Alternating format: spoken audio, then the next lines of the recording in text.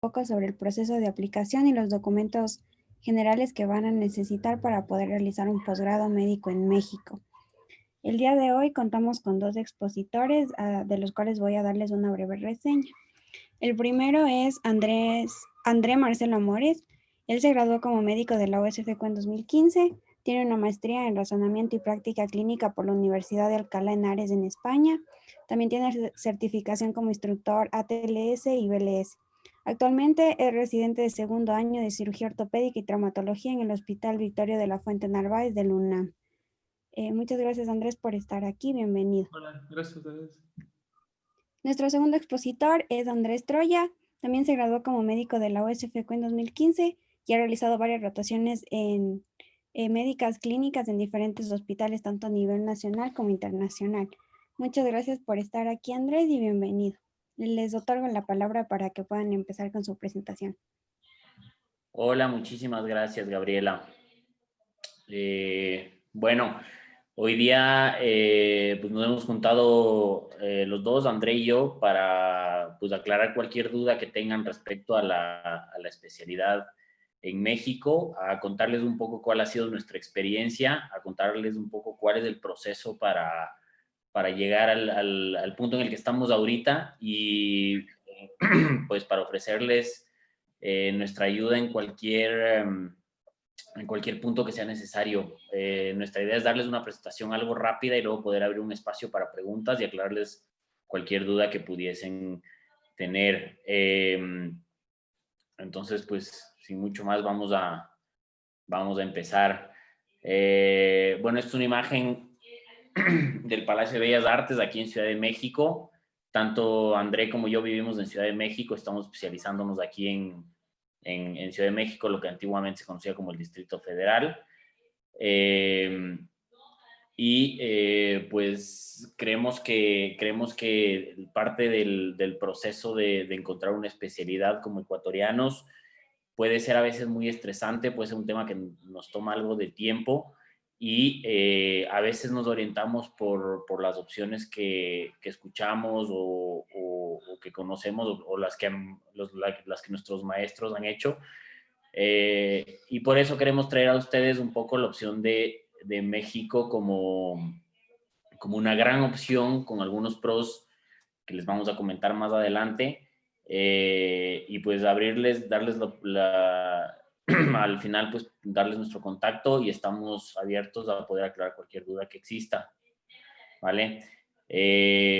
Como decía Gabriel hace un momento, yo soy Andrés Troya, me gradué de la San Francisco en el 2015, más o menos tenemos una trayectoria similar, André y yo.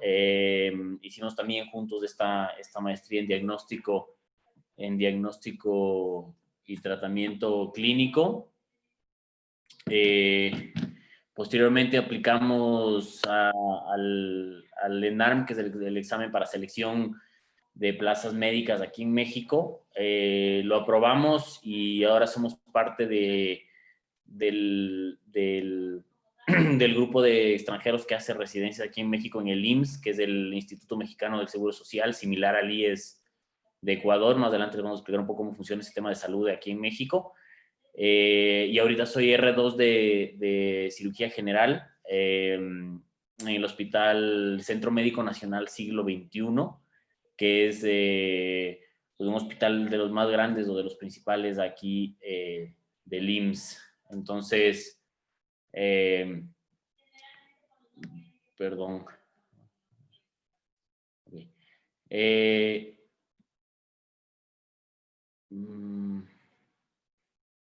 Vale, si es que habría alguna pregunta durante la charla, no tengan ninguna duda de frenarnos, de hacer cualquier pregunta, de preferencia que sea con video o al menos o sin video, pero con audio, porque a veces mientras estamos dando la charla está difícil ver el chat por si habría algo, ¿vale? Entonces,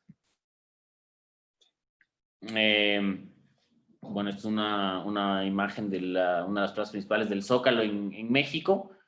Y pues ya para entrar un poco en materia, entonces aquí vamos empezando. Bueno, un poco en cuanto a la información general de los posgrados aquí en México. La duración de los posgrados depende si es un posgrado clínico o posgrado quirúrgico. Un posgrado clínico puede ir de 3 a 5 años y un posgrado quirúrgico de 4 a 7 años. Esto se debe a que, por ejemplo, para las ramas quirúrgicas, para la mayoría de ellas, se tiene que empezar a través del proceso de ser residente de cirugía general para luego poder derivarse. De igual manera, en las especialidades clínicas, como primer paso, tiene que ser residente de medicina interna para luego poder derivarse.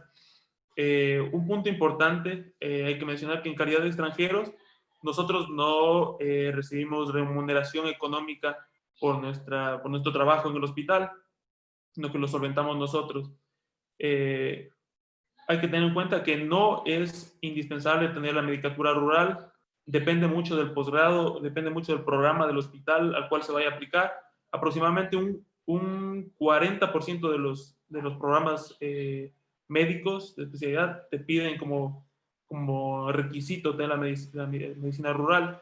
En nuestro caso, pues nosotros la tuvimos y pues pudimos aplicar a todos los programas que estaban abiertos. En cuanto a opciones de beca, se puede aplicar a una beca de investigación que es del Consejo Nacional de Ciencia y Tecnología, que es la CONACYT. Eso ya les hablaremos un poco más a detalle más adelante. Es importante destacar esta parte. Más adelante, si alguien quiere información específica, les podemos aclarar, pero justamente lo que decía André, hay algunas de las especialidades que, por ejemplo, como André está en traumatología, y esa es una entrada directa desde el R1, estás en traumatología y pues avanzas en eso. Si alguien estaría interesado en neurocirugía, por ejemplo, tienen que hacer un primer año de cirugía general y posterior a eso aplicar a neurocirugía. No es un tema tan complejo, al rato les explicamos cómo funciona, pero por eso varía mucho el tema de cuántos años son. Entonces, en términos generales es así, son pocas las especialidades de rama que son de entrada directa, es decir, no van a encontrar una aplicación directa a hematología, por ejemplo, sino a fuerza tiene que empezar por medicina interna. Y también el tema de la beca es un tema interesante que ahorita vamos a expandir un poquito. Entonces, así como en términos generales, México tiene pues 32 entidades federativas, son 31 estados y una capital federal, que es lo que antes era el Distrito Federal o Ciudad de México. Tenemos para aplicar al ENARM, absolutamente todas las personas nacionales y extranjeros tienen que presentar lo que se conoce como ENARM, que es el examen nacional para aspirantes a residencias médicas. Posterior a aprobar dicho examen, te entregan una carta y con esa carta puedes ir a aplicar al sitio que gustes o al hospital que busques o por ejemplo, aplicar como al Instituto Mexicano del Seguro Social o a un hospital en específico, hospitales privados, pero en general este es el primer paso y es este examen. Aquí yo creo que es importante destacar, México tiene 126 millones de habitantes en el último censo oficial. Ecuador tiene 17 millones de habitantes en el último censo oficial. La Ciudad de México y el Estado de México tienen más o menos 26 millones de habitantes. Es decir, se podría decir que o nosotros que estamos haciendo la residencia aquí en Ciudad de México, podríamos decir que nuestra población a tratar en general son 26 millones de habitantes. Y coincide que los dos estamos en hospitales que acá se dividen como hospitales de alta especialidad. Entonces, además, son hospitales de referencia de todo el país. ¿Por qué es importante esto? Y creo que aquí es el primer stop que debemos hacer a la charla y decir, este es probablemente uno de los principales puntos en que se destaca México, y es que la casuística en absolutamente todas las especialidades es impresionante. Goza de ser un país que es muy grande, tiene muchísimos casos, es de hemisferio norte, entonces tiene patología algo distinta, o tienes una que otra patología que no se encuentra, por ejemplo, en Ecuador. Por darles un ejemplo, en mi área, Aquí se puede ver enfermedad inflamatoria intestinal, cosa que en Ecuador es muy raro. Evidentemente en sitios como España o Estados Unidos va a ser muchísimo más común, pero al México estar en el hemisferio norte sí tiene todavía un poco de esas cosas, y al ser un país en el fondo del tercer mundo, tiene también mucho de lo otro que es similar a nuestro país, por ejemplo, ver un absceso hepático y pensar que, que puede ser por ameboide, cosas que en sitios como en España o en Estados Unidos serían una opción diagnóstica no tan probable. Entonces, creo que eso es importante destacar. El examen de admisión, el ENARM, se realiza todos los años en los primeros días de septiembre. Si mal no recuerdo, nosotros porque vimos del 6 de septiembre del 2018. Este año se cambió para noviembre, es la primera vez que lo cambian, y es por el tema de la pandemia que se postergó un poco por un tema de logística en realidad.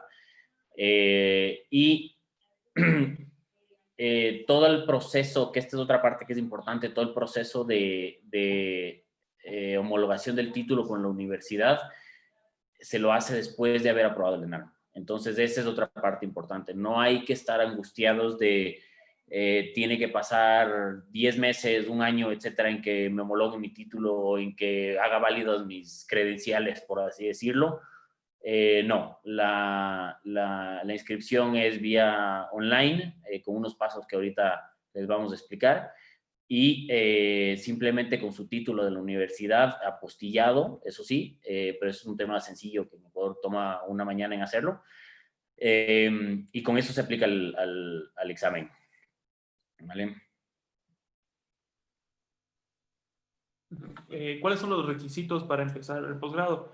Como les decía mi compañero Andrés, pues tener el título de médico general en un país de origen, en este caso de Ecuador. Hay que tener en cuenta que como estudiantes o como egresados de universidades de Ecuador, somos muy bien recibidos en México y el proceso se facilita mucho, se abren mucho las puertas en cuanto a la homologación del título al ser de una universidad ecuatoriana. Otro requisito, obviamente, haber aprobado el examen nacional, que es el ENARM, con el puntaje mínimo establecido para cada especialidad, además de estar dentro del grupo de plazas establecidas para extranjeros. Esto ya entraremos un poquito en detalle más adelante. Son dos puntos importantes que tener en cuenta. Luego de eso, pues hay que ser aceptado en uno de los programas que son ofertados por alguna de las instituciones educativas u hospitalarias, y pues estar regular el estatus migratorio a través del FM2. Esa es una parte que tal vez ahí hay que destacar.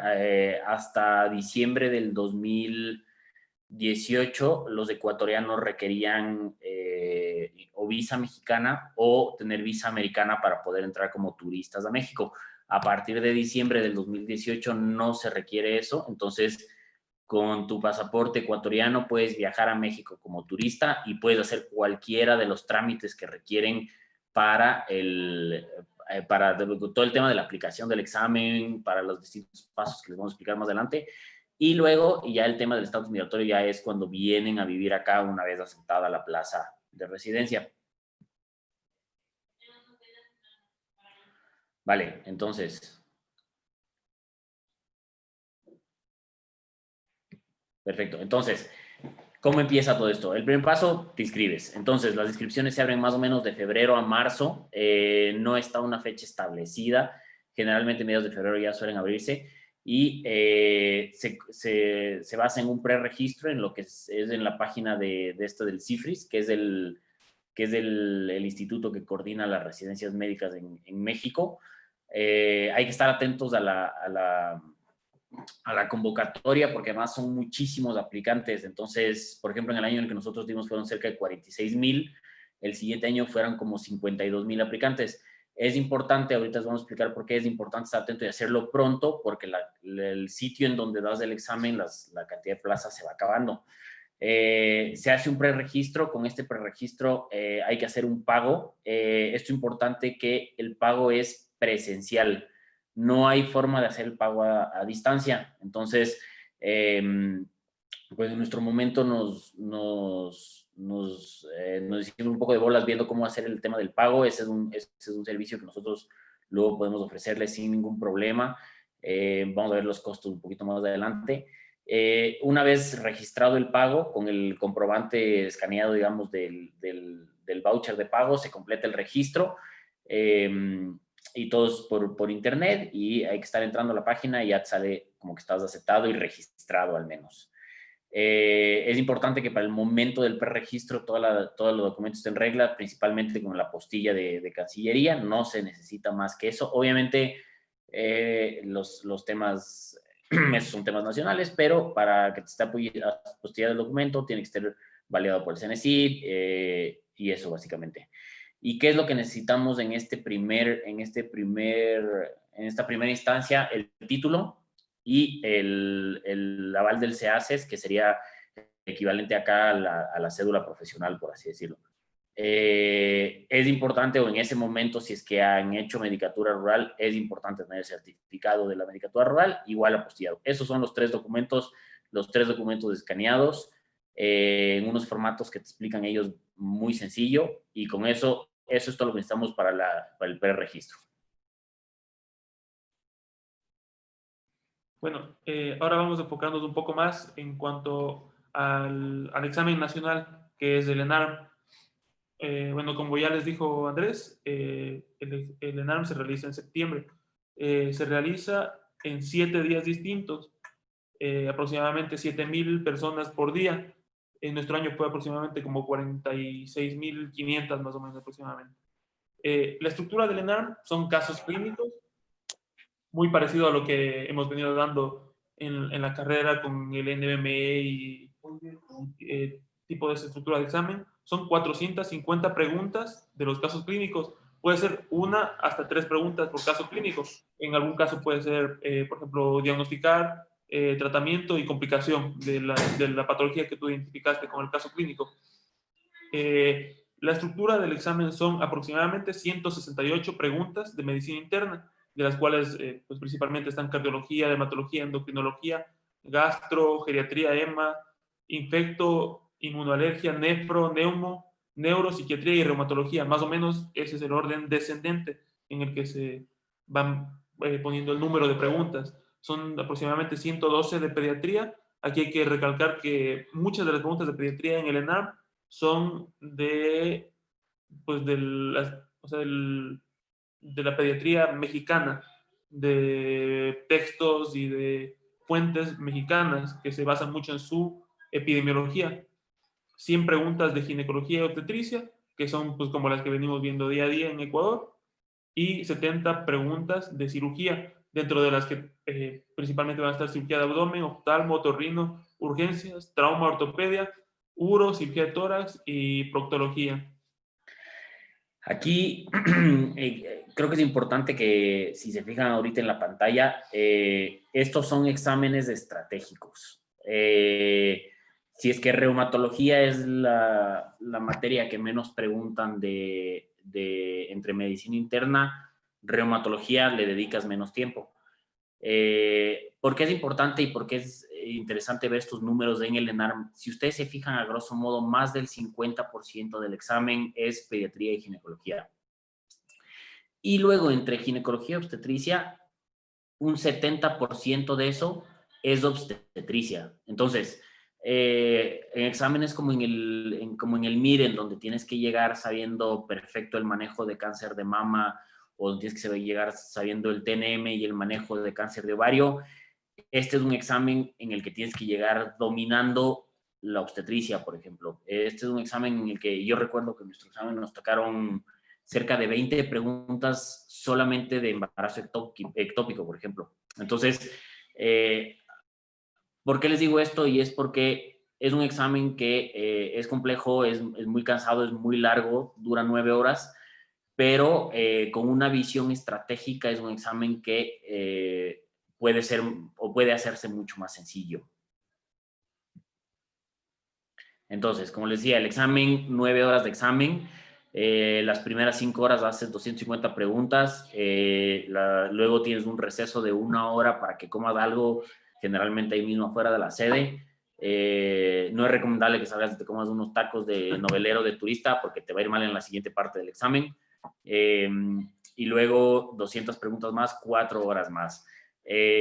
Como todo, varía en función del tiempo en que se tome cada uno. A mí personalmente, por ejemplo, las primeras 5 horas me pasaron muy rápido, acabé como en 3 horas los 150 preguntas, y luego las de la tarde estaba muerto, acabé como en 3 horas y media, me quedó corto el tiempo.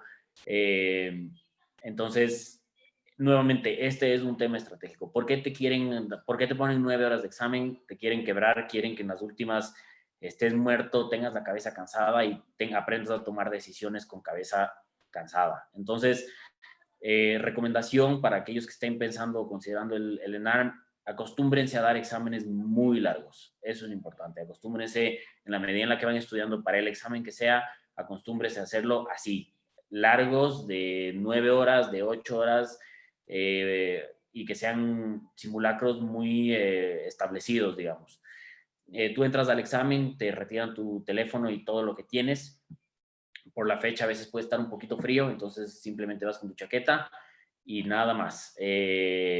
No es recomendable puedes sacar el teléfono en el intermedio, pero es 1 hora, hay una fila gigante de personas, puede ser que no alcances, puede ser que no alcances a comer, entonces no es recomendable y pues no creo que, o al menos a mí me parecía que pues podía quitarte enfoque. Está previsto que el examen tenga para cada pregunta 1 minuto y 16 segundos. Como les decía Andrea, hay preguntas en donde tienes un caso clínico muy largo y luego la pregunta es muy sencilla, entonces siempre hay que ver qué es lo que está preguntando la pregunta al final. A veces el caso clínico muy largo tiene al final una pregunta que no tiene nada que ver con el caso clínico, entonces son estrategias de examen que son importantes tener en cuenta en estos exámenes tan largos. Y es muy común del ENARM que te diga un caso clínico, primera pregunta diagnóstico, segunda pregunta tratamiento, tercera pregunta efecto adverso del tratamiento. Eso es muy clásico. Dicho de esta manera, es importante estudiar así, es decir, patología, diagnóstico cómo, clínica cómo, cuál es el tratamiento y cuál es el efecto adverso del tratamiento. El examen está dividido en grados de dificultad. Un 20% son preguntas fáciles, 50% están consideradas moderadas y un 30% están consideradas difíciles. Tú acabas el examen, es en computadora, terminas el examen, pones terminar, te levantas y ese mismo rato te imprimen una hoja con tus calificaciones. Entonces tú sales y sabes cuál es tu nota, cuál es tu calificación por área, es decir, en medicina interna, en cirugía, en pediatría y en ginecología, y además cuánto sacaste de las fáciles, cuántas preguntas fueron fáciles o consideradas fáciles y cuántas de esas acertaste. Esto importante decir, es distinto, por ejemplo, al MIR, esa es tu calificación, no hay espacio a cambios, no hay espacio a reclamos. A veces uno sale muy frustrado y dice, no, esta pregunta estaba mal, o es de literatura vieja, o algo por el estilo, así se queda. Entonces, tú sales del examen con tu calificación en mano. Ahorita les vamos a explicar un poco cómo funciona la calificación. Ya una vez que tienes la calificación en mano, tienes una leve idea por estadística, tienes una leve idea de si estás adentro, estás afuera o estás ahí como en el limbo.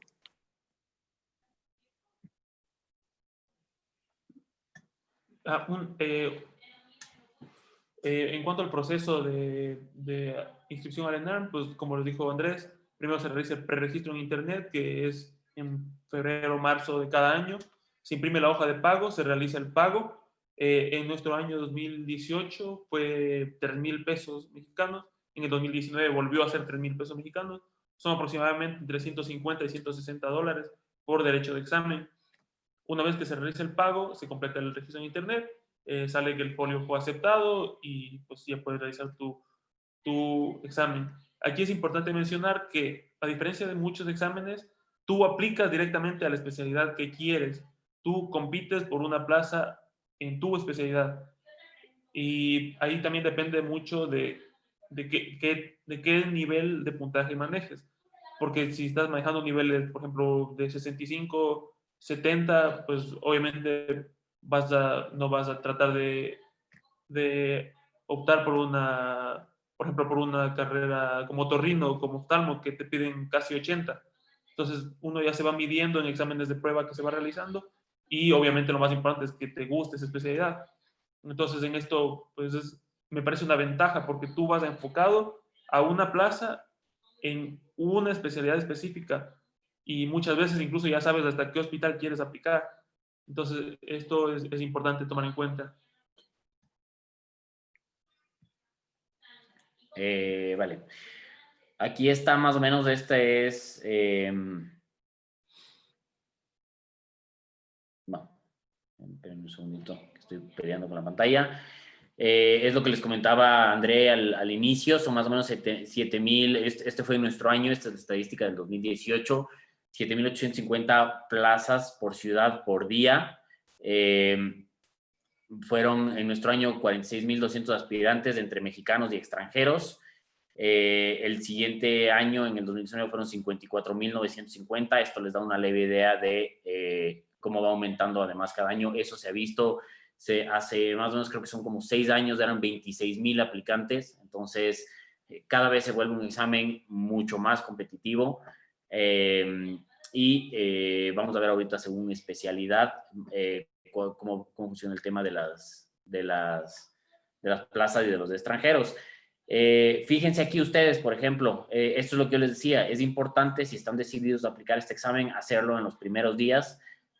Cuando nosotros nos inscribimos, se abrió la inscripción, en teoría se abría un sábado a las 9 de la mañana, la página estaba caída, se abrió sábado 6 de la tarde, creo, o algo por el estilo, y según cómo te vas inscribiendo, te dan un número de orden. Entonces, tú pones 3 opciones de ciudad en las que quieres dar.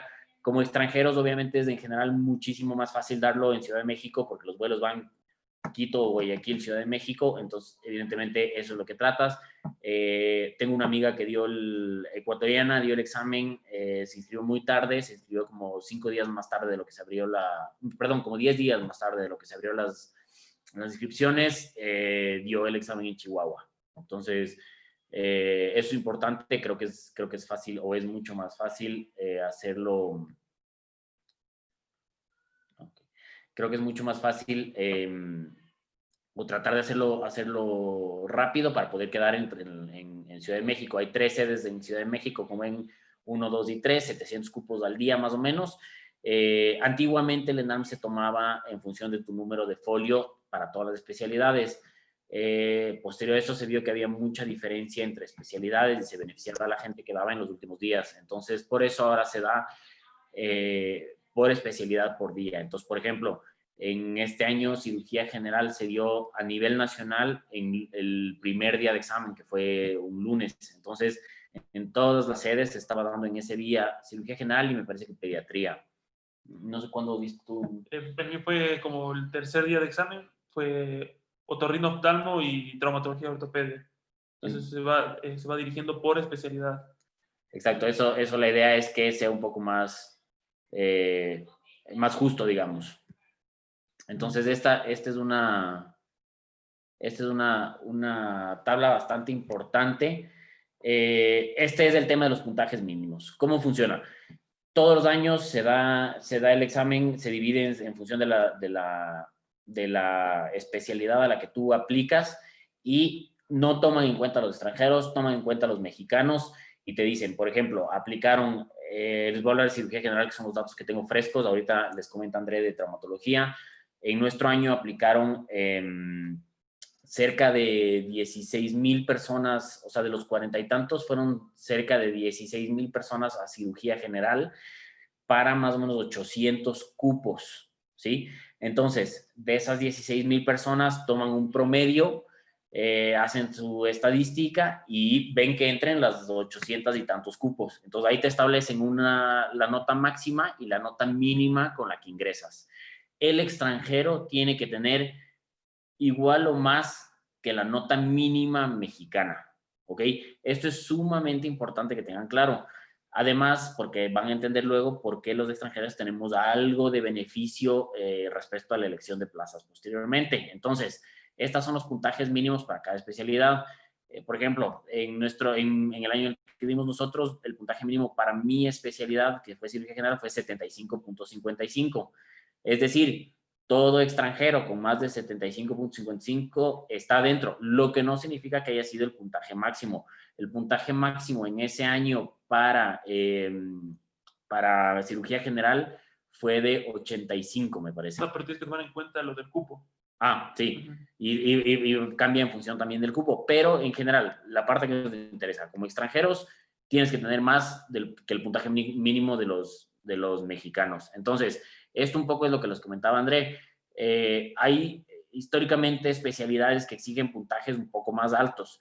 Generalmente también porque hay menos plazas, principalmente oftalmología y otorrino, van a ver que es el 78, por ejemplo, y hay especialidades que exigen puntajes mucho más bajos y que son más fáciles de acceder. Medicina de urgencia 66, medicina familiar 60. Entonces, obviamente, en función de lo que les guste, tienen que ir viendo más o menos cuál es el puntaje que requieren.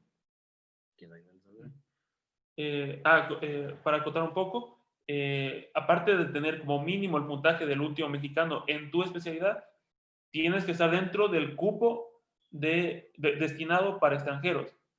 O sea, cada año, pues el instituto que se encarga de las especialidades médicas otorga un cupo máximo para mexicanos y de los cuales saca un porcentaje, aproximadamente un 4% de las plazas para extranjeros.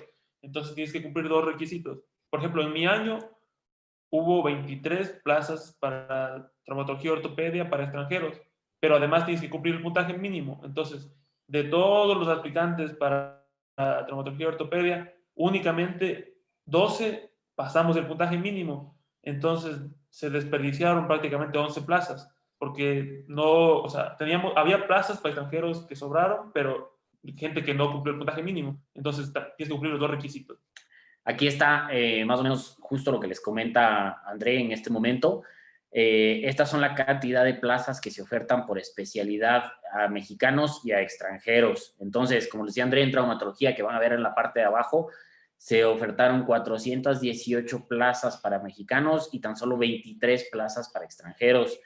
¿Tienes tú una idea de más o menos cuántos extranjeros mexicanos aplicaron a traumatología? Como 9,000 mexicanos y como 1,100 extranjeros.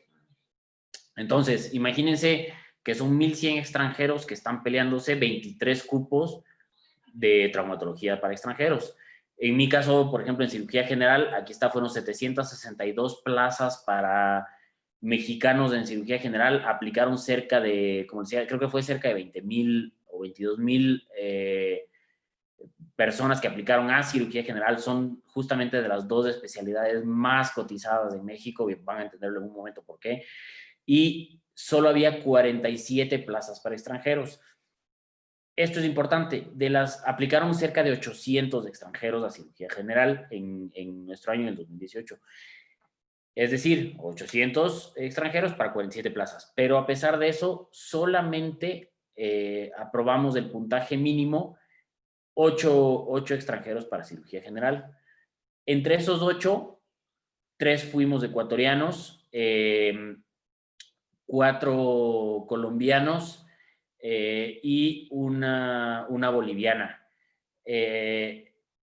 La boliviana y los ecuatorianos éramos la primera vez que dábamos el examen. De los 4 colombianos aceptados, 3 habían dado el examen en más de una ocasión y 1 era su primera vez de dar el examen. ¿Por qué les digo esto? En general, el nivel de medicina en Ecuador para este tipo de examen suele estar bien. En general, los ecuatorianos somos muy bien recibidos en México. Tenemos una imagen positiva en términos generales. Obviamente, cada uno hace su residencia. Pero, pues, a pesar de que no entraron tantos extranjeros, había 47 cupos y entramos solo 8, no significa que sea un tema imposible, ¿sí?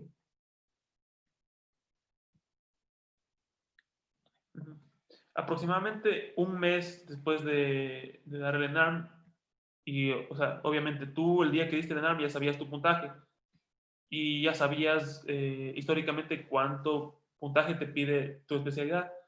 Aproximadamente un mes, es decir, en octubre de cada año, se publica en la página oficial los puntajes mínimos por especialidad para mexicanos y extranjeros. y también se publican los folios seleccionados. Ahí es cuando empieza, o sea, cuando ya tú sabes que tú ya tienes tu plaza, así sea, o sea, tú ya, si ya tienes tu folio ahí, ya definitivamente tienes tu plaza, así sea en Yucatán o donde sea, pero nadie puede quitarte tu plaza. Ahí empieza lo bueno, empiezas tú a competir o sea, por tu hospital. Por ejemplo, les hablo de traumatología. De los 12 extranjeros que aprobamos, los 12 aplicamos al IMSS, y de los que aplicamos al IMSS, los 12 pusimos como primera opción el Hospital Victoria de la Fuente de Narváez, que es el más conocido a nivel nacional. Entonces ahí uno empieza a moverse, empieza a meter su currículum, a dar una buena imagen. Son cuatro vueltas de reclutamiento, tanto para mexicanos como para extranjeros. Entonces, en la primera vuelta, generalmente para los mexicanos son seleccionados los que tienen un puntaje mayor a 80 o los puntajes más altos por especialidad. Y para extranjeros, o sea, tenemos tantas opciones de aplicación que sería muy fácil si nos pusiéramos de acuerdo. Por ejemplo, éramos 12 y pues hay 30 hospitales que están llamando. Hubiera sido mucho más fácil que cada quien diga, no, yo me voy a tal hospital, y nadie se peleaba con nadie. Pero justo en ese año, pues todos quisimos el mismo hospital y competimos, y empieza la selección de cada hospital, a meter tus documentos. Como 2 semanas, no, como un mes después, publican quiénes de los médicos mexicanos y extranjeros fueron aceptados en la primera vuelta. Luego empieza la segunda vuelta. Los mejores hospitales siempre pues les sobra alguna que otra plaza para segunda vuelta, y pues los hospitales medianos generalmente aceptan a sus residentes en la segunda vuelta. Hay que destacar que los extranjeros, el 90% de los extranjeros, como somos tan poquitos en relación a los mexicanos, y ya estamos seleccionados en las 2 primeras vueltas, entonces ya no tenemos que preocuparnos más allá. En el 2018 hubo incluso una quinta vuelta para los mexicanos, porque no habían conseguido, todos los que habían aprobado no habían conseguido su plaza. Creo que aquí es un segundo, o el momento de hacer un segundo stop y decir por qué México es una buena opción para como extranjero, y es fruto de que entran tan pocos, la oferta de hospitales es gigante. Entonces, por darles una idea, como les decía André, había 23 cupos y entraron 12. En cirugía había 47 cupos y entramos 8. Entonces, esos 47 cupos a nivel nacional te peleas con 8. Entonces, aplicas al mejor hospital de México. Es el caso de André, se fue al mejor hospital de traumatología o indiscutiblemente entre los 3 primeros, sin lugar a duda. Es mi caso también, estoy en un hospital muy, muy competitivo, de mucho prestigio en cirugía general. Y si tú te fijas, te estás codeando con los mexicanos que sacaron las notas más altas. Entonces eso es muy bueno porque tu competencia es muy fuerte y hace que tu residencia sea mucho, mucho mejor. Por darles una idea, compañeros míos ahorita en cirugía general están el número 1, la número 2, el número 4, el número 7, el número 9, el número 13 y bueno, de ahí para arriba, pero todos ellos, todos están en mi hospital, ¿me explico? Entonces, de los mexicanos, entonces eso implica que estás trabajando y codeándote día a día con los que fueron los mejores del examen. No dudo que para Andrea sea un tema similar. En el hospital que está Andrea no entra nadie que esté sobre el puesto 50 del enano, ¿me explico? Y en traumatología se aceptan 500 cada año. Entonces, esa es una de las ventajas de extranjeros de acá. Vamos a acelerarle un poco a la presentación para luego no aburrirlos tanto y tener un poco de espacios para preguntas o dudas. Hablamos un poco en cuanto a la documentación migratoria. Esto fue antes, como mencionaba Andrés, esto fue antes de diciembre de 2018. Se ingresaba con una visa de estudiante, la cual se tramita muy fácil en Quito, se toma como 14 a 21 días. Luego tienes que formalizar tu documento de canje, es un FM2, una forma migratoria, que también es muy fácil. Una vez que tú eres aceptado en un hospital, el hospital se encarga de darte la carta dirigida al Instituto Nacional de Migración. Este proceso ya lo tienes que haber finalizado un mes o 15 días antes de empezar tu residencia. El FM2 se renueva cada año. Nunca de los nunca se atrasen en la renovación del FM2 porque es un trámite muy tedioso. Ok, esta es una parte importante, los gastos. A nosotros como extranjeros no nos pagan, no hay beca para extranjeros. Todo nacional que está haciendo su residencia recibe más o menos, son como 12,000, 13,000 pesos anuales. No, al mes. Perdón, anuales, perdón, mensuales. Y eso estamos hablando, son más o menos $600. Es bajo, pero eso es lo que reciben. Los extranjeros reciben cero. Como extranjero, tú tienes que pagarle al hospital una cuota anual y tienes que pagarle a la universidad una cuota anual. ¿Qué significa eso? Que tú sales con 2 títulos, un título de tu hospital y un título de la universidad, ¿ok? La universidad, la mayoría de posgrados o de hospitales están avalados por la UNAM aquí en Ciudad de México y algunos incluso fuera de Ciudad de México por la UNAM. Eso es una ventaja, es una universidad con una trayectoria muy amplia, lo que hace que sea muy fácil luego homologar títulos cuando regreses de Ecuador, si es que es tu plan. Y en general homologar títulos a nivel internacional. Le pagas a la UNAM nos cobra en el primer año el equivalente a $2,000 americanos a la tasa de cambio del día del pago, y a partir del segundo año te cobran la mitad de eso, es decir, $1,000. Cambia obviamente en función del tipo de cambio, y luego, según el hospital o el instituto al que vayas, te cobran un valor. Cuando nosotros entramos al IMSS, que es uno de los sitios más cotizados, te cobraban $1,000 al año. Sin embargo, a partir de este año, de nuestro R2, cambió y se cobra $8,000 al año. Subió muchísimo. Sin embargo, no se asusten, hay otros hospitales muy, muy, muy, muy buenos, y en general las tasas anuales están más o menos de entre $1,000 y $1,500 al año. Al año es un solo pago que tú haces al inicio, te dan tu carta de aceptación, con esa vas a migración y no tienes que hacer otro pago. Lo mismo en la universidad, una vez al año, no haces otro pago.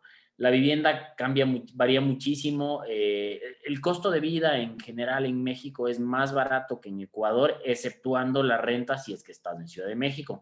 Si optan por irse a una ciudad que no sea Ciudad de México, el costo de renta puede bajar muchísimo, y hay ciudades que son muy grandes y tienen sitios muy buenos para hacer especialidades. Por ejemplo, en Guadalajara. Guadalajara tiene más o menos 10 millones de habitantes. Entonces, es igual una ciudad muy grande, tiene hospitales muy grandes. Por ejemplo, el principal centro de trasplante hepático a nivel México está en Guadalajara. Hay muy buenas opciones y la vida va a ser mucho más barata. La vivienda oscila más o menos, si tú quieres un cuarto, rentar un cuarto o con roommates, digamos, y un cuarto para ti, oscila más o menos, yo diría que hasta consigues hasta por $3,000, que son $150 al mes más o menos, y pues puede ir hasta lo que quieras en función de dónde quieras vivir. Si quieres un apartamento solo, en función de las zonas, varía puedes conseguir incluso algo hasta con $10,000 y hasta lo que quieras. Obviamente, Ciudad de México tiene zonas muy, muy, muy exclusivas, y fíjense que en México existe parte de la gente más millonaria del mundo vive en México, y también tienes gente muy, muy pobre. Entonces, varía mucho según la zona, pero con esto yo creo que es una buena aproximación. Entre 5,000, entre, quién sabe, $3,500 y $12,000 al mes para vivienda. Está bien. Entonces, sería más o menos entre $200 y $600 al mes para vivienda. Precios de vida y comida, obviamente cada uno según cómo te trates, pero en general yo podría decir que son más o menos entre 300 y tratándote como rey hasta $600 al mes extras, digamos. Aquí, antes de pasar esto que les voy a explicar, André, hay una opción a beca, que les decía André al inicio. No está... En general, si es que tu hospital está afiliado a esta beca, suele ser fácil obtenerla. Es difícil que te den en el primer año, pero suele ser fácil que te la den en el segundo año. Es una beca de excelencia académica. Te exige que tengas un promedio de más de 8/10 en toda tu historia académica. Y si es que logras acceder a esta beca y tu hospital está inscrito en esa beca, tienes, más o menos te dan 15,800 pesos al mes. En nuestro caso particular, los dos logramos acceder a esa beca, recibimos eso y el gobierno mexicano te paga el día 1 del mes esa cantidad en tu cuenta y con eso en general tienes, tendrías para vivir. Eso es importante que tengan claro, no está aprobado para todos los hospitales y para todos los programas y es muy difícil conseguirla desde el primer año. Sin embargo, sí se puede y peleando sí se puede. Les voy a hablar un poco de por qué escoger México. Pues en primer lugar, como les decía Andrés, pues vas a tener un título avalado por universidades que son reconocidas a nivel internacional, como la Universidad Autónoma de México, la UNAM, el TEC de Monterrey, Universidad Autónoma de Guadalajara, que si ustedes se fijan en el QS Ranking de mejores universidades, están en el top 10. Aquí tienes unidades hospitalarias de alta especialidad. Muchas de ellas son únicas en el mundo. Por ejemplo, yo estoy en un hospital que es solo de traumatología y ortopedia y es un hospital de más de 700 camas. O sea, tengo una amplísima cantidad de pacientes. Igual Andrés está en una unidad de alta especialidad en cirugía y saliendo puede optar por una subespecialidad. Esa es otra de las ventajas. Si tú demuestras que estás apto y que te va bien en tu residencia, tienes mucha facilidad de ser aceptado en una subespecialidad e incluso una alta especialidad en lo que quieras. Me decías tú que te gustaría cirugía oncológica, a mí me gustaría cirugía articular reconstructiva. Es mucho más fácil acceder como extranjero que como mexicano. Por darles una idea, esto que les comento André, mi hospital es tan grande que se divide en 4 hospitales individuales. Es todo un área gigante, es un solo hospital gigante, pero se divide en el hospital de especialidades, en el hospital de cardiología, en el hospital de pediatría y en el hospital de oncología. Entonces, por ejemplo, hay sitios, o sea, en el hospital de oncología, por ejemplo, el servicio de tórax es uno de, me parece que son 6 u 8 servicios en el mundo que realizan cirugías para mesoteliomas avanzados, por ejemplo, para mesoteliomas invasivos sobre T3. Más o menos eso, no recuerdo si son 6 o 8 hospitales en todo el mundo que realizan esta cirugía y ese es uno de esos, ¿me explico? Obviamente, por simple estadística, no van a ver esa cirugía 5 veces al año, pero se da y la pueden ver y existe. Entonces, para que tengan una idea más o menos del nivel de hospitales que estamos hablando. Lo mismo lo que dice André, él está haciendo traumatología en un hospital en el que no se ve nada que no sea traumatología. Y son 700 camas de traumatología. Entonces, implica muchísimo trabajo, pero muchísima experiencia, muchísimos casos y una casuística espectacular para ver cosas que a veces solo escuchabas en los libros y que creías que no las ibas a ver jamás, de pronto las estás viendo aquí, ¿vale? Por ejemplo, yo a inicio de año estuve haciendo una rotación, estuve rotando en trasplante y el artículo de casuística más grande para nefrectomía lumboscópica, para donante vivo, para trasplante renal, que está publicado actualmente a nivel mundial, el más grande tiene 120 pacientes. Y el doctor con el que yo entraba a cirugía y entrábamos a los trasplantes iba a presentar ahorita en octubre, por la pandemia se canceló el Congreso Mundial de Trasplante Renal. Sin embargo, él iba a presentar una casuística de 250 pacientes operados por él en ese hospital, o sea, en mi hospital, de nefrectomía lumboscópica. Entonces, claro, así para darles una breve idea de lo importante y la magnitud de hospitales que existen acá y de la cantidad de casos que se va a ver. Otra de las desventajas es la gran cantidad de pacientes. Entonces, por ejemplo, Ciudad de México es una ciudad de aproximadamente 22 millones de habitantes. Entonces, si tu intención es optar por una residencia quirúrgica, pues este es tu programa, este es tu país. Quieras o no quieras, vas a terminar operando. O sea, incluso los primeros años te obligan a que operes, o sea, aunque no quieras vas a terminar operando. Pues las opciones de becas, otra ventaja, como ya les mencionó más detalladamente Andrés. Es un país increíble, la cultura pues, es muy rico en cultura, los paisajes son hermosos, las playas ni decir, la gente es muy hospitalaria, se identifica mucho con nosotros, hay una hermandad latinoamericana, y pues sobre todo la comida también es fascinante, los precios son accesibles en renta, en comida, en movilidad, incluso la farra es hasta más barata que en Ecuador. Esta parte quirúrgica que les decía André, yo creo que es importante. Creo que aplica a todas las especialidades. Lo mismo si eres un médico internista, o sea, la cantidad de casos que vas a ver aquí es espectacular. Pero esta parte del quirúrgico es importante y no les voy a dar mi ejemplo particular, sino les voy a dar el ejemplo de todos mis compañeros residentes de R1 de cirugía en mi hospital. Absolutamente todos en el primer año de cirugía hicieron mínimo, que les gusta 15 colecistectomías laparoscópicas y hay quienes hicieron hasta 60 colecistectomías laparoscópicas en el primer año completamente solas. En el primer año yo debo haber asistido a cerca de 700 cirugías. Más o menos entraba a entre 3 y 6 cirugías por día y cuando estás de guardia se suman 3 o 4 cirugías más y de esas, en inicio obviamente solo no operas ninguna, en los últimos meses el 70% las operas completamente solo. Entonces, más o menos eso es para darles una idea de la experiencia con la que sale el médico especializado en México. Así como hay ventajas, pues también pues mencionar los contras de hacer la residencia aquí en México. Pues en primer lugar, la residencia no es remunerada, a menos que tengas esa beca.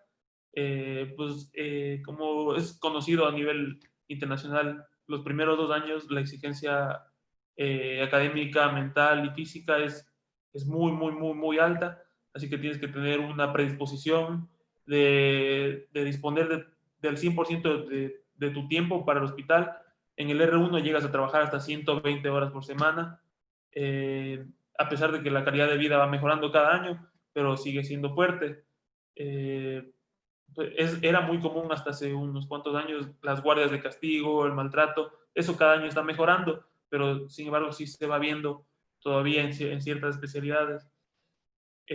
Otro contra que yo le veo respecto a nuestra formación como universidad, que nos hablaban de la horizontalidad, que te referías, toda la vida te referías a tu profesor, te referías de tú, se enojaban si le decías usted. Acá, en cambio, la jerarquía es muy marcada. Tú como R1 le tienes que tratar de usted a tu R2, así sea menor a ti. O sea, muchas veces vas a ver aquí R1 de 25, 24 años y pues le tienes que tratar de usted obligadamente. Y a mucha gente eso le conflictúa y pues no se le hace tan fácil.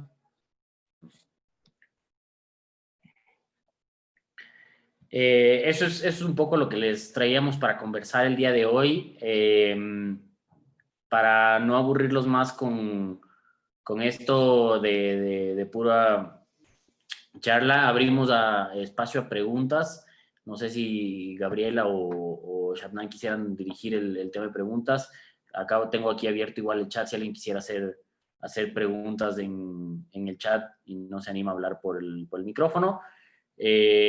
Como les decíamos, estamos abiertos a ayudarles con cualquier duda, pregunta que tengan. Si en algún punto quisieran una asesoría personalizada para el tema de México, pueden contactarnos directamente a nosotros o a través de Stand de Residencias en la página en Facebook, en la página de Instagram, y para poder aclararles cualquier duda que quisieran. Y pues para no dejarles de hablar a ustedes también, entonces les escuchamos por si tuviesen alguna pregunta. Andrés Sánchez, ¿tienes una pregunta? ¿Puedes hablar, por favor? Sí, ¿qué tal? Bueno, muchas gracias por la exposición. Igual, bueno, soy estudiante de la Universidad de San Francisco. Acabo de terminar el año de internado y tengo dos preguntas puntuales que quisiera hacerles. Una es, el año de, en su experiencia y en lo que ustedes han visto con el resto de sus colegas, el año de rural, ¿qué tan esencial ustedes lo consideran? O sea, ¿sería algo que ustedes lo consideren súper importante, que tengas que hacerlo sí o sí, o mejor si tienes la oportunidad de irte rápido a México, mejor hacer eso? Esa es la primera pregunta.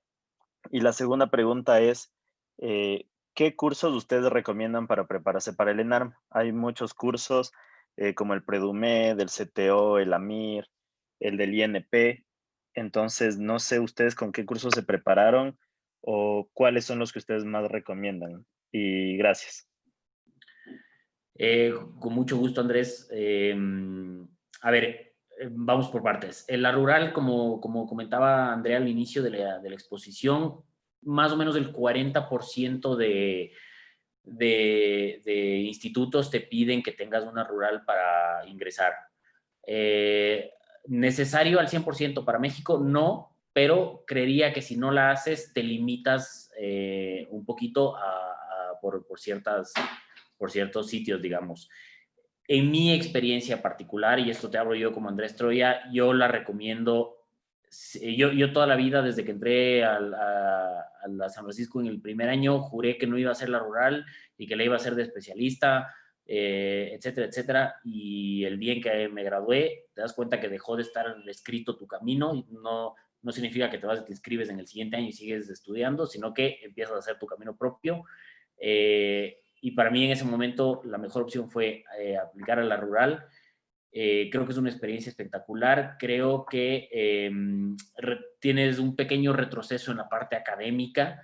No, en la rural no vas a aprender nada práctico para la vida médica futuro. Yo creo que tiene algunos pros de hacerla recién graduado. Uno, estás más joven, te aguantas más el irte a sitios un poco más alejados. Si estás más joven, probablemente no tienes compromisos o no tienes hijos o algo por el estilo, entonces eso es más fácil en esa etapa. Y sobre todo, una vez que tienes la rural, el proceso de escoger una especialidad puede ser muy desgastante y a veces uno dice, voy al primer sitio que apliqué, doy el examen, quedo y mi vida está hecha de aquí a los siguientes 10 años y no necesariamente es así. Tener el papel de la rural te abre mucho campo en otros países también y en México particularmente sí te abre un poquito más de campo. Entonces, no sé si eso responde a tu pregunta. Y si quieres darle lo de los cursos. Sí, muchas gracias. En cuanto a lo de los cursos de preparación, pues como tú conoces, hay varias opciones. Bueno, particularmente nosotros no hicimos ninguno de estos cursos, pero yo puedo hablar por mis compañeros, los cuales me han mencionado que los mejores pues, han sido el curso del INP y el curso de la Universidad Panamericana. Han sido los que por lo común sacan las notas más altas. Estos complementándoles a la base de preguntas de Produmed, que es una base muy similar a la base que maneja esta organización del ENARM. Ese es importante. ProEdumed, yo pagué ProEdumed, empecé a hacer las preguntas y dije, no, estas preguntas están viejas, no sirven, etcétera.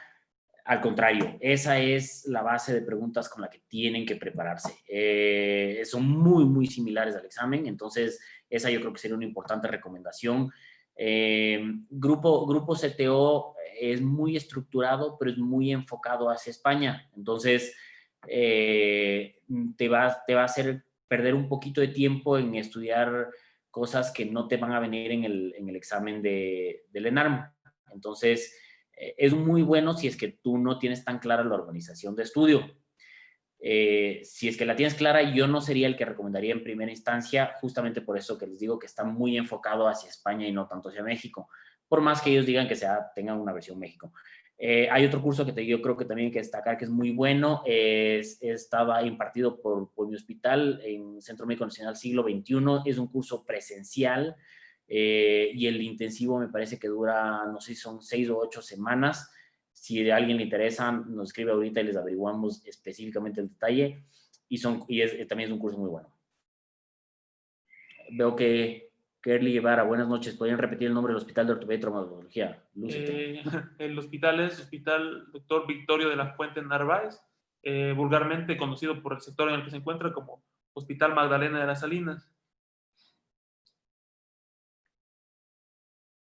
Muchas gracias por sus respuestas. Tenemos algunas preguntas del forms que les mandamos por el chat de WhatsApp. Ok. Y la primera es, he escuchado que el ENARM suele tener errores en sus preguntas o que las preguntas son desactualizadas. ¿Esto es cierto? Y en caso de ser cierto, ¿estas se pueden después pedir una recalificación? Ok, sí, es cierto, uno da el examen y te das cuenta que hay algunas cosas desactualizadas y hay algunas preguntas, como les decía André, que son muy mexicanas y se basan en la epidemiología mexicana. No se puede pedir una recalificación, la nota con la que sales es tu nota.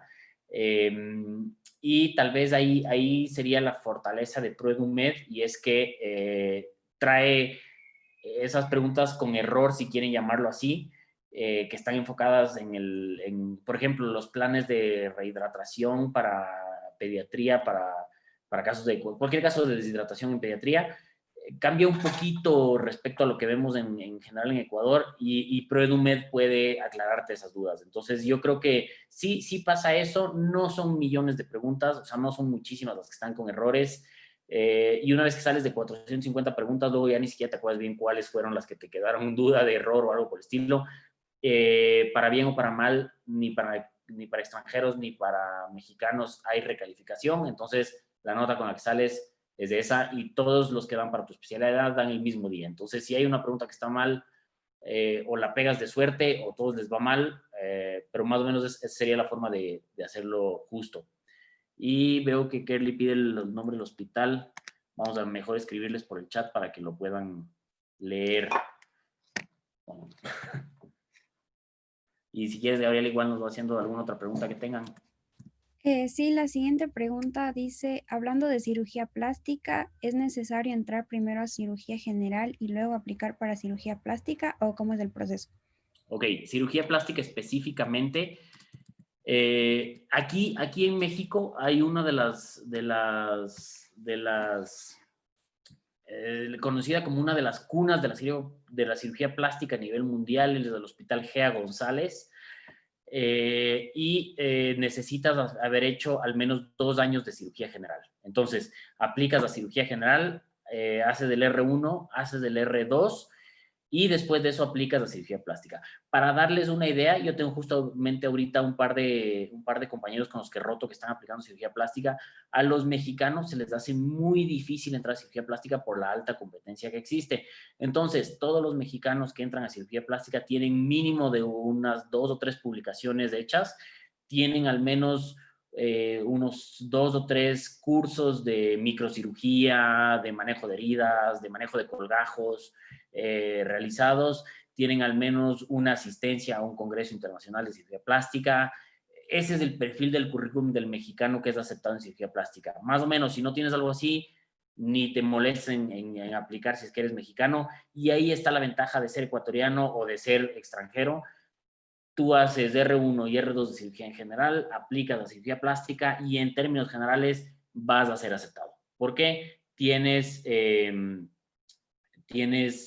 cupos específicos para extranjeros. Por ejemplo, este año, y ese dato lo traigo fresco porque el compañero con el roto está aplicando plástica, el hospital que todo el mundo se pelea para hacer plástica se llama Hospital Gea González, y en el Hospital General de México. En los dos existen en el general existen 3 cupos para extranjeros en cirugía plástica, y en el GEA este año hay 2 cupos para cirugía plástica de extranjeros. En este año aplicaron 2 al GEA y aplicó 1 o 2 al general. Por ende, están aceptados. O sea, entonces, esa parte, para quien sea que guste de cirugía plástica, creo que es una interesante opción, y hay mucha posibilidad. Y como les digo, sin que necesariamente hayas construido tu currículum hace mucho tiempo para cirugía plástica, vas a codearte con esta gente, entonces creo que es muy enriquecedor para tu formación. Veo que alguien pone, Sonia Toledo pone, para neurocirugía también se requiere cirugía general. Sí, para neurocirugía requieres 1 año de cirugía general y después de eso aplicas la neurocirugía. Igual, similar.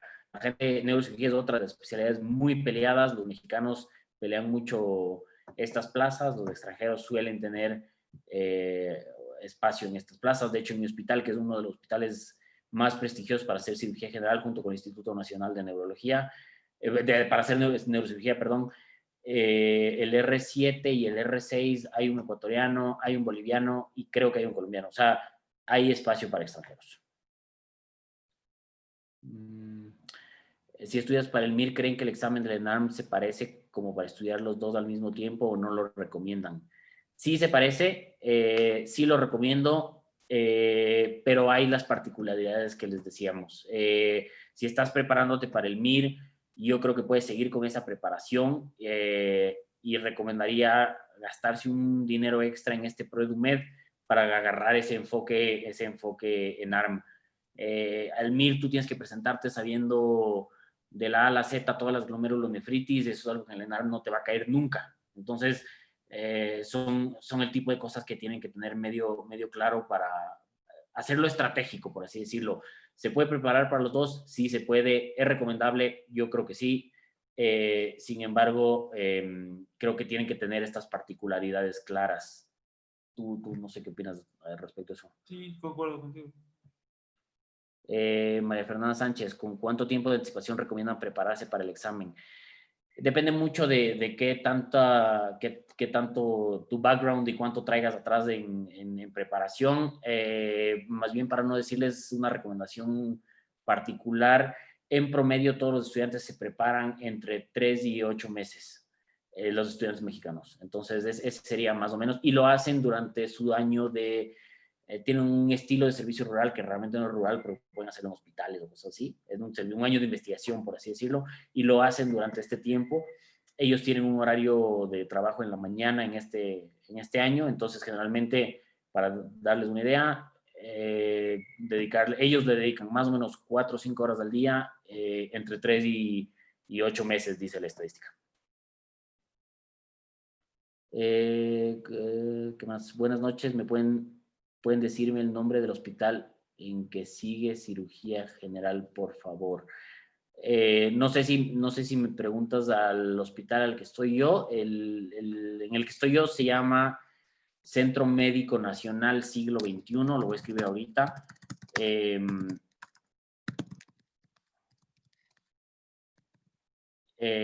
Sin embargo, existen muchísimos... perdón, mandé en privado a alguien. Sin embargo, existen muchísimos sitios para cirugía general.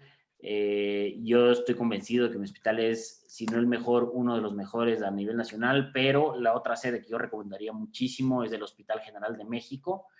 Hay otro en Guadalajara, se llama Centro Médico de Occidente. Excelente hospital también para hacer cirugía general.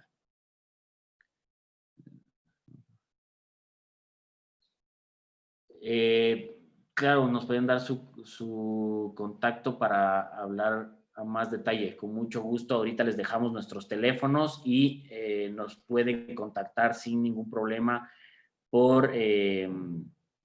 a través de stand de Residencias Médicas de Stand. Ahí también nos pueden contactar sin ningún problema. Nos ponemos a su disposición y si es necesario, pues podemos igual incluso organizar una asesoría personalizada. Ahorita, antes de cerrar, pues ya les dejamos nuestro contacto. ¿Alguna otra pregunta que tengan? Tenemos una última pregunta que dice si la beca del gobierno mexicano cubre los estudios de posgrado en su totalidad o cómo se financian sus estudios. Ok, es una beca que ellos te depositan el dinero en la cuenta para que tú hagas lo que veas conveniente con el dinero. Entonces, es una beca de excelencia. Aplicas, tiene que aplicar tu hospital por ti. O sea, tú te presentas a tu hospital y ellos te dan de alta en el sistema.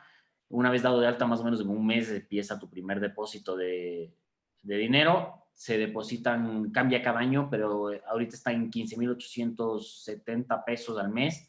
son cerca de 650, 700 dólares al mes más o menos. Más, 800. Con 800 dólares, perdón, los números me fallan. Por eso me hice médico. Y no depende, te cubren durante todo el tiempo de tu especialidad. Normalmente te la dan en el segundo año, a mí me dieron el segundo año, creo que a ti también te dan el segundo año, ¿no? Entonces nos cubrían, en mi caso son 4 años de cirugía general, segundo, tercer y cuarto año de cirugía general. Y luego, si quieres una subespecialidad, hay ciertas subespecialidades que también puedes aplicar esta beca, pero son mucho menos. Entonces eso ya habría que ver en detalle en función de la especialidad que quieras y el hospital que estés buscando. Algo importante con esta beca es que tú no tienes que devengar nada. O sea, tú acabas tu especialidad y puedes hacer de tu vida lo que quieras. Puedes irte a Ecuador, puedes irte a donde quieras, no tienes ningún compromiso ni con el gobierno mexicano ni con el Instituto de Investigación.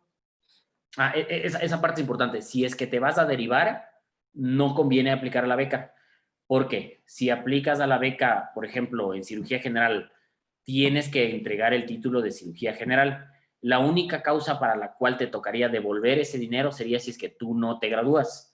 Entonces, si yo quiero cirugía plástica, por ejemplo, no es mi caso, pero si yo quisiera cirugía plástica, aplico como cirugía general ahorita a la beca y luego me cambio a cirugía plástica, me tocaría pagar el dinero que me han entregado. Entonces, esa sería una particularidad. Tengo aquí a Ana Cristina Saltos. ¿Cuántos años para gineco? Si mal no recuerdo, aquí ginecología son 4 años. Sí, ginecología y obstetricia es una especialidad de entrada directa. No tienes que pasar por cirugía general. Aplicas directamente a gine y obstetricia y son 4 años. Luego hay la opción, si les interesa, hay la opción de ginecología oncológica. Son 3 años más y salen unos ginecólogos así impresionantes para operar toda la parte oncológica, principalmente mama, ovario, etcétera. Pero gineco es una especialidad que es muy cotizada acá, es muy buena en general. Diana Franco, ¿nos puedes volver a decir este curso que duraba 6 semanas de intensivo para poder buscarlo? Sí, es el curso de...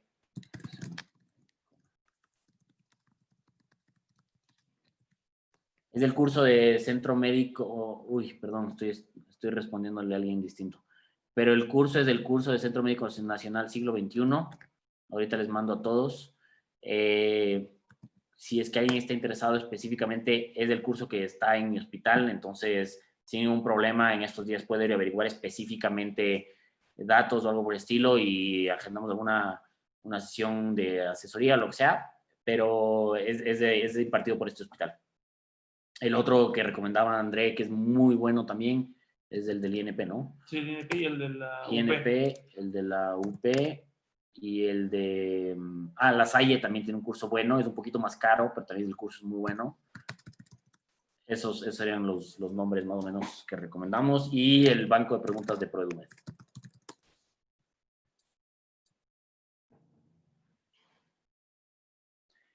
Carol Pozo, ¿cuánto tiempo dura cardio clínico? Para cardiología clínica tienes que hacer 2 años de medicina interna y después de eso 4 años más de cardiología clínica. Y luego hay la opción en los sitios de alta especialidad, por ejemplo, en el hospital de cardiología ese hospital es un espectáculo, tiene todo de cardio, no se ve nada que no sea cardio y con 1 año más haces de hemodinamia, por ejemplo. Para neurología se necesita medicina interna. Me parece que no. Ajá, creo que neurología es de las pocas que es de entrada directa.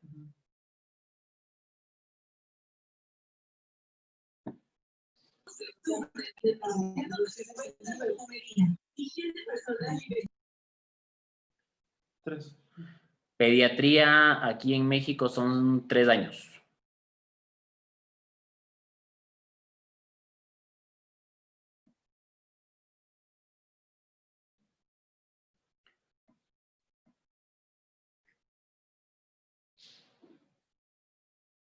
Ok. Aquí hay una pregunta que dice, ¿cuántos años son en traumatología? Y luego para las subespecialidades, ¿cuál es el proceso?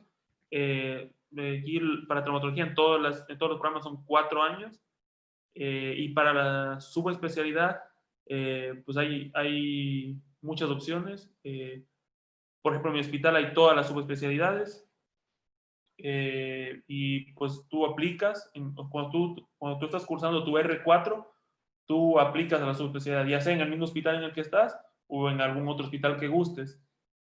Por ejemplo, si te gusta, no sé, una subespecialidad en tumores óseos, en mi hospital es 1 año la subespecialidad de tumores óseos, entonces es bastante fácil el ingreso y bastante accesible. Pero si quieres, por ejemplo, cirugía de columna o cirugía articular reconstructiva, pues los cupos son más pequeños, o sea, es un poco más difícil de entrar, pero si tienes un buen desempeño en tu residencia, pues te vas a dar a reconocer y te van a aceptar. Tal vez esa sería otra ventaja que destacar, y es que como hay pocos extranjeros que aprueban en general a todas las especialidades y todos terminamos en hospitales muy buenos y de mucho prestigio a nivel mexicano, en general es más fácil aplicar a sus especialidades. Por ejemplo, volviendo a plástica, por darles una idea, si tú estás aplicando al Hospital Gea González a cirugía plástica, es mucho más probable que entres si es que vienes de un hospital como el mío, como Siglo XXI, o si es que vienes de un hospital como el General, y son hospitales en los que los extranjeros en general se quedan, porque por lo que hay pocos cupos estás en muy buenos hospitales. Entonces, en general, tu probabilidad para todas las especialidades, y luego, o sea, para todas las subespecialidades, en general suele ser muy buena. Jocelyn Dayana, para neurocirugía es 1 año de cirugía general y al R2 te derivas y luego son 5 años más de neurocirugía. Son 6, ¿no? O sea, 6 total. Hay R6. Ajá, ahí está R6.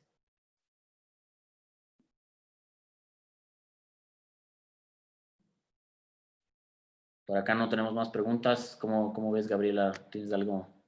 Acá tampoco tenemos más preguntas, entonces creo que con eso daríamos por terminada la charla de hoy. Muchas gracias a todos los asistentes por estar aquí presentes y a Andrés y a André por su increíble charla. Les queremos recordar que el formulario de retroalimentación estará habilitado en unos pocos minutos para que puedan llenarlos y obtengan el certificado. Igual si necesitan alguna asesoría personalizada, ya saben que pueden contactar a los expositores por medio de estas residencias, y no sé si tal vez quieren dejar su contacto. Les dejamos ahorita el contacto. Ahí está mi nombre. Si es que me quieren contactar por WhatsApp.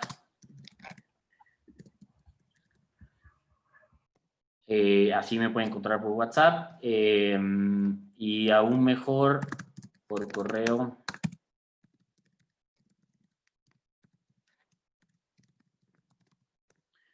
Y ahorita André les pone también sus datos. Como les digo, si en algún momento pierden nuestro teléfono o algo así, están residencias, siempre va a ser más fácil por ahí.